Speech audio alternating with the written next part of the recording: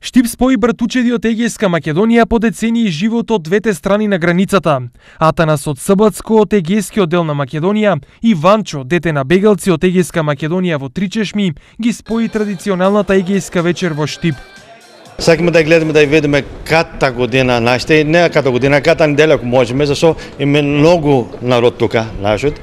Многу егејци, знаеш како е работа. И јас сакам и моите деца и внуките още да се научат да лафат македонски, да можат да идуват и да се наидуват со борџеде со името Козгоре. Сепак децениската разделба преку границата не успеела да предизвика кај македонците од двете страни да ги заборават своите традиции и вековни обичаи. Нашиот народ таму што е македонскиот народ у егејскиот дел на Македонија, уште се задржани истите традиции кои што ги имаме тука во нашиот дел во Македонија. Мислам, негуваат ги традициите. Зачувани се врските меѓу текот. Они се наши браќа и сестри доле од егејскиот дел на Македонија.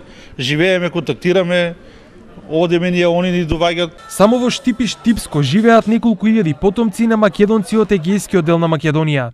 По околината како фамилии, како потомци, мислам околу 5000, но сега како што знаете со браковите таа бројка изголемена. Штип по 23 пат беше домакин на така наречената егејска вечер, на која секоја година десетици македонци од земјава соседството, но и преку океанските земји се собираат на заедничка културно-забавна вечер. Ова вечер се одржува токму во Штип затоа што порано организиравме Радовиш, Струмица и Штип, а традицијата Штип ја продолжи бидејќи ова е прва сабота во декември секој се организира затоа што е последна активност на Сдруженијето македонски егеи. И затоа традицијата мислам дека ќе продолжи и понатаму. Од овде сакам од ова средба да порачам на сите македонци во целиот свет културно и духовно обединување, бидејќи сплотени сме посилни.